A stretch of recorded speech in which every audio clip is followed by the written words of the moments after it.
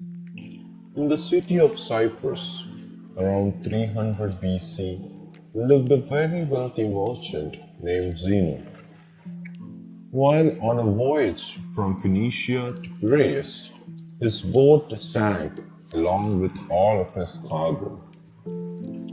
Because of that single event, an event that was entirely out of Zeno's or anyone's control, this very wealthy man lost nearly everything in an instant. Imagine you were Zeno. How would you react to your entire life's work getting flushed down the drain by the sheer force of nature? What is the proper reaction? Would you be angry, sad? Would you feel life has cheated you? For most of us, these would all be normal reactions, but not for Zeno. With nothing else to do, he made his way to Athens. There, he was introduced to Stoic philosophy. When asked later about how he felt, Zeno merely remarks, I made a prosperous voyage when I suffered a shipwreck. One small change lasts an eternity, and one small reframing of your mindset can cascade into larger and more impactful changes later down the line.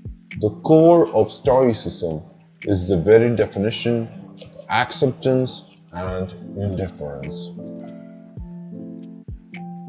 Rather than crying over drowned goods, Zeno focused on maintaining his composure over the situation, remaining calm and neutral despite his predicament.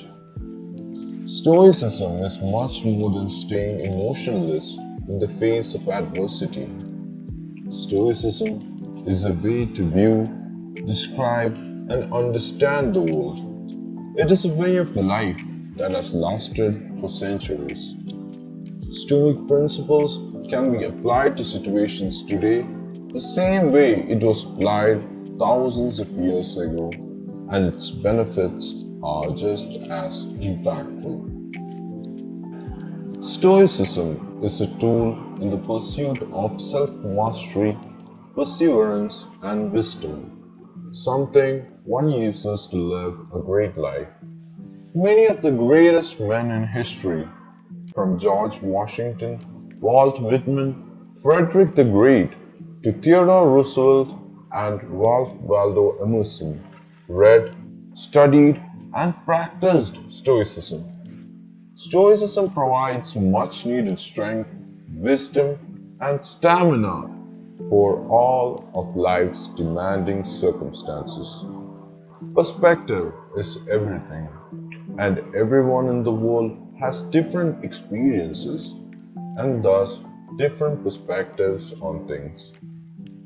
The Stoics believed that the philosophy could greatly benefit anyone and everyone, and thus they gathered and discussed their principles in a public place instead of the four walls of a school.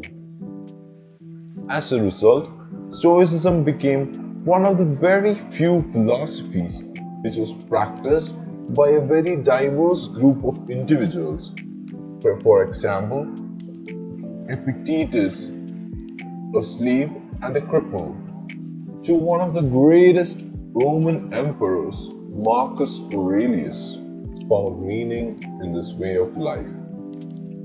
The Stoics were not ivory tower philosophers, they were doers. They embodied their philosophy in the way they lived their lives. They avoided all forms of segregation and led the fight against inequality. Even at a time when it wasn't very popular, women were allowed to freely learn about Stoicism and become Stoics themselves. So why do so many people adopt Stoicism as a way of life? In a world full of unexpected turns of events, Our emotions can tend to get in the way of things. In reality, we don't really get sad because bad things happen to us. We get sad because unexpected bad things happen to us. Stoicism teaches us that we should expect that everything bad that could happen will happen.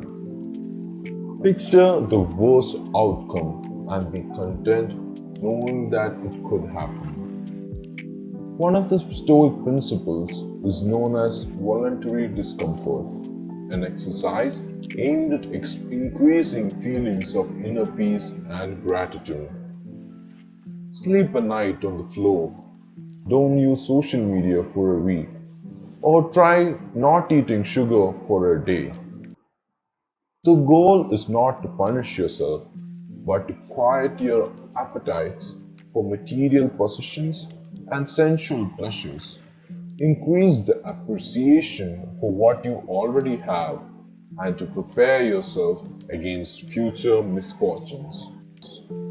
This exercise will help you understand that no matter how hard it gets, you'll still survive and potentially thrive if your mindset is right. By being able to withstand these uncomfortable situations, we indirectly prepare our mind for future misfortunes. Today, we spend our lives thinking about getting the next best thing and setting unrealistic expectations for our lives, leaving us ultimately disappointed and unsatisfied in the end. That's no way to live. We should instead focus on improving ourselves for ourselves and only for that reason. Attaching any external hope or secondary attachments to the actions we take almost always lead to disappointment. Most of the time, we end up trying to fill that emptiness with external things, blowing all your money on a fancy car, a house, or even starting a family. Sometimes we do all of these things for their external value and not their internal value. But Stoicism teaches us that if you approach life this way, you place your happiness in the hands of external forces, forces that can always fail. Cars almost always break down. Natural disasters wipe out entire cities and divorce rates are higher than ever. But even the free things in life come at a cost. The cost of space, both physical and mental. Learning to live with less will create space in your life for the things that truly matter to you. At the end of the day, we don't have any control over the majority of things that happen to us. But we do have all the control over how we react to these things. That is the dichotomy of control, the most important principle in Stoic philosophy.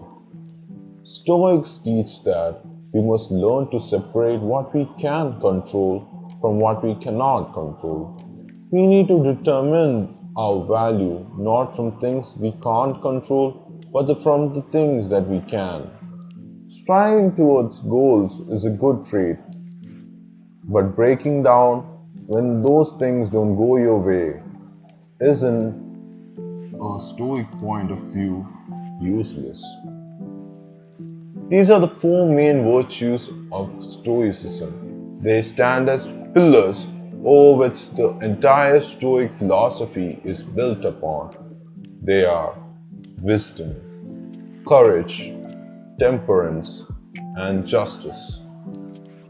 Wisdom is being able to separate between that which is internal and what is external, and the ability to choose our reaction to the things that happen to us.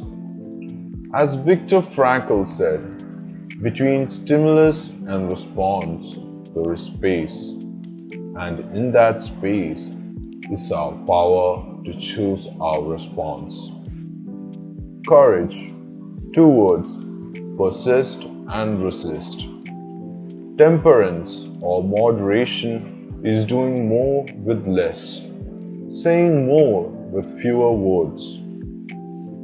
Justice is the most important of all the virtues. It instructs that no one should do harm to another, because we were all born for each other, to do good to one another and not to ourselves. In modern day medicine, Stoicism is at the core of procedures like rational emotive behavioral therapy, logotherapy, and cognitive behavioral therapy, which is helping millions of people overcome depression.